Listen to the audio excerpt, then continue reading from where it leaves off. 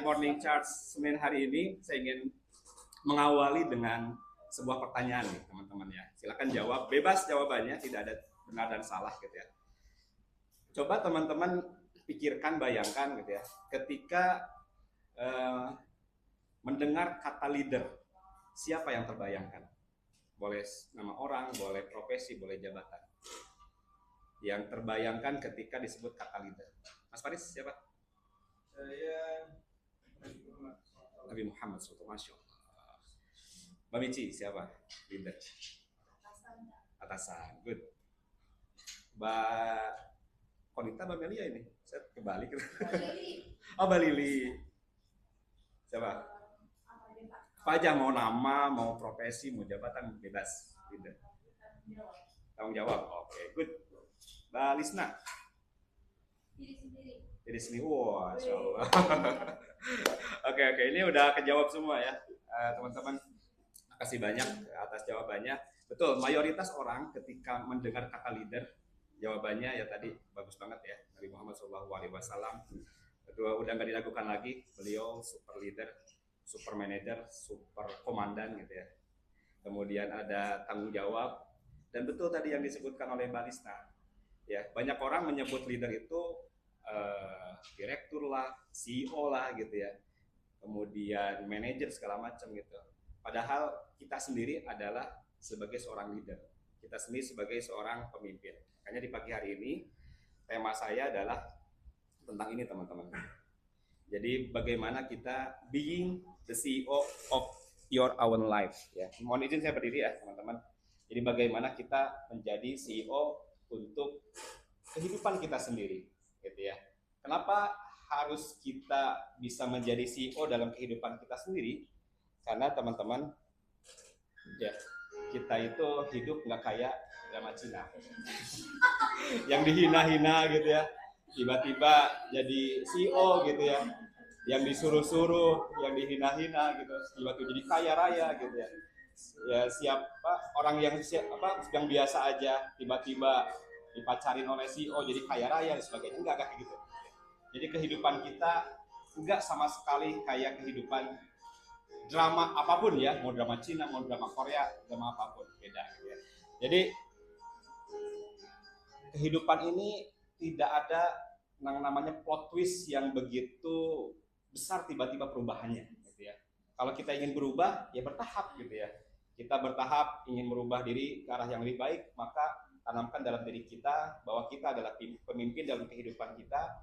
Kita punya perusahaan yang sangat berharga, bukan kedua Indonesia gitu ya. Perusahaan yang sangat berharga buat kita semua adalah diri kita sendiri. Dan harus kita dudukkan perusahaan yang sangat berharga itu adalah CEO-nya adalah diri kita sendiri, yang membawa diri kita sendiri ke arah yang lebih baik. Ini ada penelitian yang sangat menarik teman-teman. Ya, menurut penelitian Harvard Business Review pada tahun 2023, gitu ya, 70% karyawan itu merasa stuck gitu ya, dalam karir mereka, bukan karena kurangnya skill teknis, bukan kurang skill, bukan kurangnya kompetensi, tetapi karena mindset yang membatasi. Ya, banyak orang pintar, banyak yang skillful, banyak yang kompeten, tapi kok kayaknya kerja di situ-situ saja. Gitu ya. Ternyata dalam penelitian ini disebutkan dan dijawab gitu ya, yang menyebabkan itu bukan karena skillnya, bukan karena kompetensinya, tapi karena mindsetnya, mindset yang membatasi. Lantas mindset seperti apa yang dibutuhkan gitu ya, untuk bisa bertumbuh, untuk bisa kita menjalani kehidupan yang lebih baik, karir kita bisa lebih baik lagi. Ini ada penelitian yang lebih menarik lagi teman-teman, dari Journal of Applied Psychology yang menemukan bahwa ini karyawan ya, atau pekerja yang berpikir, yang punya mindset gitu, punya mindset seperti pemilik bisnis atau owner mindset, ownership mindset atau CEO mindset lah kita sebut gitu ya, maka karyawan tersebut itu 40% lebih produktif. Ini angka yang besar, 40% lebih produktif, 65% lebih inisiatif, dan 50% lebih cepat dipromosikan gitu ya, naik jabatannya lebih cepat lagi gitu ya. Dan ini salah satu mindset yang harus kita miliki, mindset owner mindset atau CEO mindset gitu ya. Dan pertanyaannya adalah bagaimana gitu ya, kita bisa menjadi seorang CEO mindset atau owner mindset. Nah, ini ada perbandingannya teman-teman, kita bisa belajar bareng ya di sini ya. Nah, ini ada perbedaan. Kelihatan semuanya? Ya. Ada sebelah kiri staff mindset, sebelah kanan ini CEO mindset. Dalam skop pekerjaannya, seorang staff mindset itu skop pekerjaannya itu ya dia kayak apa ya? Kayak kurang, kayak menolak gitu ya. Kalau dia bukan job desk-nya gitu ya. Ketika ada tantangan, ketika ada challenge gitu ya, nggak mau lah gitu ya. Saya cukup kerjain ini aja gitu. Sedangkan CEO mindset gitu ya, dalam skop pekerjaannya gitu ya, dia tidak lagi mengukur dan skopnya hanya dalam job desk-nya saja, tetapi dia bisa apa yang perlu saya selesaikan, apa yang perlu saya bantu gitu ya, apa yang perlu saya pelajari gitu ya untuk bisa mengerjakan pekerjaan ini. Nah, kalau dalam segi waktu gitu ya, staff mindset itu 9 to 5 mentality gitu ya. Jadi kalau pekerjaan misalkan pekerjaan itu hanya di hanya di 9 to 5 aja gitu ya. Sedangkan di CEO mindset ini result driven. Ya, kapanpun waktunya gitu ya. Walaupun bukan di jam kerja, dia kerjakan gitu ya. Dia terbiasa WFA, bukan WFA yang terkait kemarin ya, work from anywhere, tapi work from anytime gitu ya. Bukan hanya pekerjaan sebetulnya ya. Di luar jam kerja itu, tetapi misalnya ketika pulang kerja gitu ya, ingin mengembangkan dirinya gitu ya, untuk meningkatkan kinerjanya, dia mau gitu ya, mau belajar, mau baca buku, mau baca, lihat podcast dan lain sebagainya gitu di luar jam kerjanya. Tapi kalau yang staff mindset itu udah 9 to 5 aja, mau kerja, mau belajar, mau mengembangkan di itu aja, 9 to 5, setelahnya ya nanti nggak ngapa-ngapain gitu ya. Ketika mendapat masalah, seorang staff mindset itu dia other blaming. Ini masalahnya siapa gitu. Ketika dia ada masalah itu menyalahkan orang lain. Dan CEO mindset itu punya mindset bagaimana saya bisa membantu selesaikan ini. Jadi banyak belajarnya, banyak terbukanya gitu ya. Dan banyak pengalamannya karena dia mau membantu orang lain. Dan ownership-nya gitu ya. Seorang staff mindset itu ya hanya bekerja kalau disuruh aja. Kalau nggak disuruh ya doing nothing gitu ya.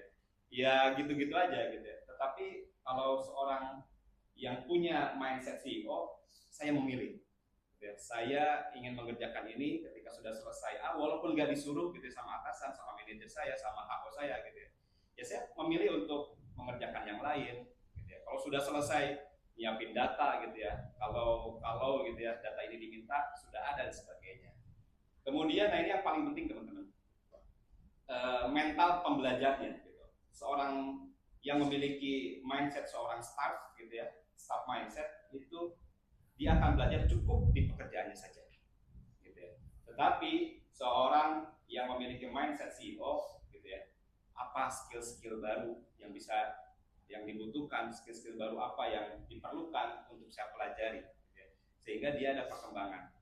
Nah, dari benang merahnya ini teman-teman, perbedaan antara staff dan CEO mindset adalah keterbukaan.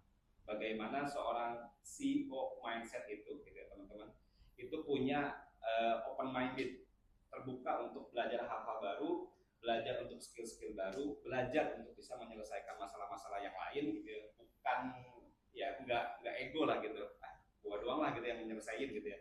Tapi coba bantu yang lain juga, sehingga punya pengalaman yang lebih banyak, sehingga punya pembelajaran yang lebih banyak lagi, dan peluang-peluang yang lebih banyak teman-teman. Itu teman-teman yang bisa saya sampaikan sebagai conclusion gitu ya. Ini leadership sejati itu nggak butuh plot twist. Jadi kalau ingin teman-teman jadi pemimpin, teman-teman ingin jadi leadership yang baik ya mulai dari hal kecil gitu ya. Tidak tiba-tiba berubah seketika dan tidak mengharapkan hal-hal yang langsung sesuatu yang plot twist yang berubahnya drastis gitu, tapi bertahap dari hal yang kecil.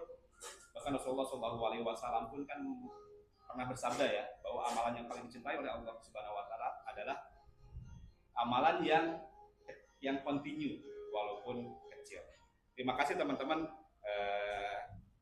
Itu materi di Morning Charts pagi hari ini, mudah-mudahan bermanfaat. tetap semangat, tetap jaga antusias. Terima kasih. Assalamualaikum warahmatullahi wabarakatuh.